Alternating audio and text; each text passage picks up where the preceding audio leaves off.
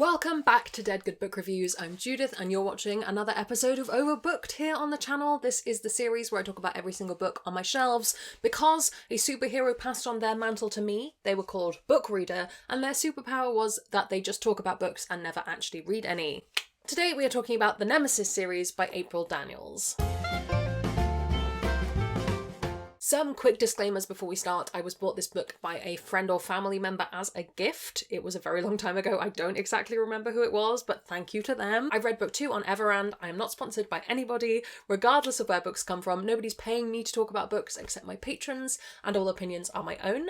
I'm going to keep this as spoiler-free as humanly possible. If you do want to go in knowing absolutely nothing, pause the video, come back when you've read them, we'll talk then. And I will link the story graph for the book below in case you want to check out any user-generated content warnings.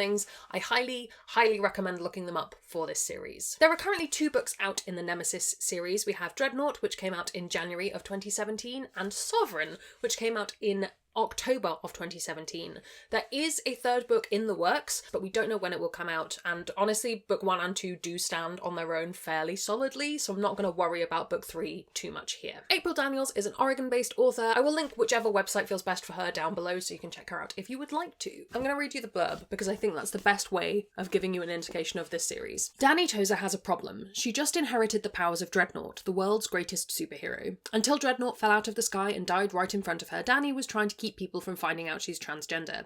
But before he expired, Dreadnought passed his mantle to her, and those second-hand superpowers transformed Dani's body into what she's always thought it should be. Now there's no hiding that she's a girl. It should be the happiest time of her life, but Dani's first weeks finally living in a body that fits her are more difficult and complicated than she could have imagined.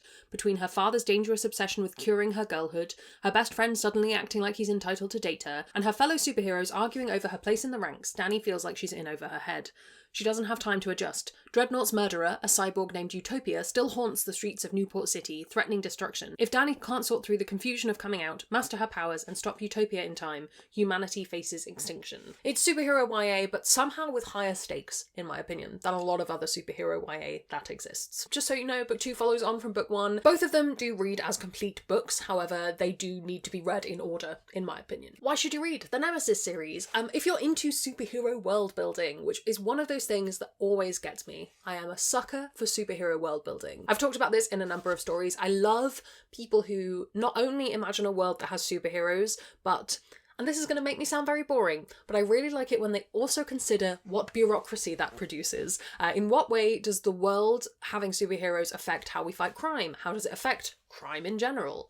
Are people getting superpowers in a way that can be monitored? How are people studying this? And it's very interesting. One of the things that particularly stands out for me in the world building is that there is a kind of technology, the name of which I have forgotten, so I will have to look it up, excuse me. So in the world we have ordinary technology, which is obviously developed as much as it can be, and then we have hypertech, which is sort of superpower related technology, so often people will have powers related to hypertech. April Daniels has considered whether or not these things interact and how often they don't, and whether it would be financially viable for them to interact. Would the military be using that, or is it too unpredictable? Really fascinating stuff. Maybe I'm extra boring and I just really like bureaucracy, but I thought that was interesting. I think particularly looking across the 2 books together, that gets very interesting in book 2, where we get to see more of superheroes on a worldwide stage, where in book 1 we're mostly focused in on one city. Getting to look at superhero lore, and I'm trying to think what the other right things to talk about here would be. I think it's something to do with how superheroes interact in their own kind of relationships to one another, and also to supervillains and all sorts. So in this world, people are kind of distinguished by the kind of capes they wear. White capes would be your traditional, we are definitely the good guys, superheroes. Grey capes are people who sit somewhere in the middle, a little bit morally grey, if you will. And then obviously you have supervillains who are on the other end of things. The way that the book explores what that means, why that's not necessarily the best way of categorising things, and so forth. It's just exactly what I want from a superhero novel. It's exactly the questions I like to ask. Don't get me wrong, I'm sometimes here for a very by the book, superpowers are great, let's go kind of story. Because of Danny's identity and how people are reacting to it, I think it would be impossible not to also explore kind of the broader politics of superheroes. The other big part of this series is obviously the exploration of Danny's identity. I think this is a really fantastic exploration of trans identity, obviously through a sci-fi lens, obviously through a somewhat unrealistic lens, but a lot of the steps that Danny goes through, the self-discovery, the almost being outed that happens is really, really interesting and a really lovely, and while not everything that happens to Danny is lovely, it is a really heartfelt exploration of identity in the story. Again, I think adding book 2 into the mix really helps with that development. Book 1 is very much quite literally flying by the seat of your pants, where book 2 has a little bit more space to kind of explore a bit more. I'm surprised by how much April Daniels manages to pack into 2 not very long books. Both of them just have a lot of nuance to them, hold a lot of emotion in a really safe feeling way, and while she doesn't shy away from really horrible things because the world is pretty horrible, nevertheless you always feel a sense that this is going to be handled in a way that doesn't feel horrible. It wouldn't be a superhero book without talking about superhero plot. Both books have fantastic superhero plot. As I say, they do wrap off quite neatly, though they tie together. I liked the reveals, I liked the twists, I liked the way that it was in some ways very classic superhero and in some ways brought in villains of a different kind. I can't talk too much about it without spoiling it. Overall, I do think it's a really great plot. I think the characters that Danny meets and the kind of found family elements tie in really wonderfully with that plot. I like that it drew on classic superhero tropes, but the plot felt fresh and it felt very modern, and it felt, I'm trying to think what the right word is, for something that came out 6 years ago, the issues that it explored felt very modern. Obviously 6 years isn't actually that long, but 2017 feels like a long time ago. If you are planning on picking these books up, I would again highly recommend you check out the content warnings. There is a huge amount of transphobia explored in these books. It's always presented as not being a good thing, so if you want to avoid reading that, obviously do what's best for you. I want to mention again, this is technically a YA book. I enjoyed it as an adult, but I do appreciate that there is a lot of teen angst in this and in book 2. If teen angst is not your thing, this is not a book for you. And obviously, I said I wasn't going to dwell on it too much, but technically this is currently an incomplete series.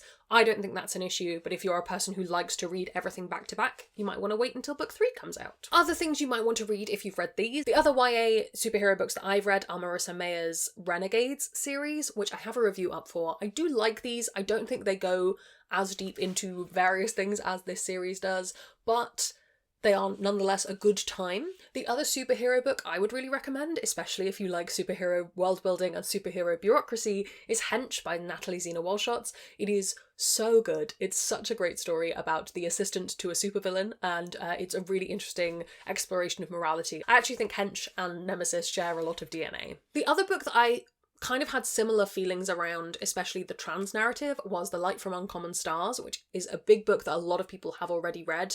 It is deeply emotional, definitely look up the content warnings, and it's much more of an adult story, but it is really, really good, and I would highly recommend checking that out if you are interested. Overall, should you read the Nemesis series? I think, unless the fact that it's a YA sci-fi is a big barrier to you, I think they're highly worth reading. They are both on Everand. I will put my link for the free trial below. No obligation to use it, but if you do use it, I think I get like a month free or something. I'm not being paid to put it there, but in case you do want to read them, you can read them there. I just think they are fantastic examples of superhero YA and a really great story. It would be the kind of thing I would have loved to have read as a teenager. I think I would have enjoyed them.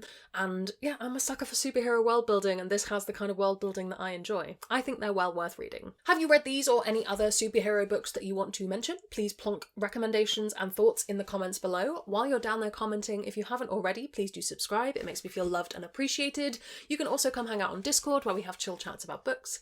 I'd like to say an enormous thank you to all the ghosts who haunt me over on Patreon. They support the channel and in return get early access to videos, bonus content, live streams, and more. If you'd like to join their number, that's linked below as well. Thank you so much to you for watching. That's all from me, and I will see you in the next one.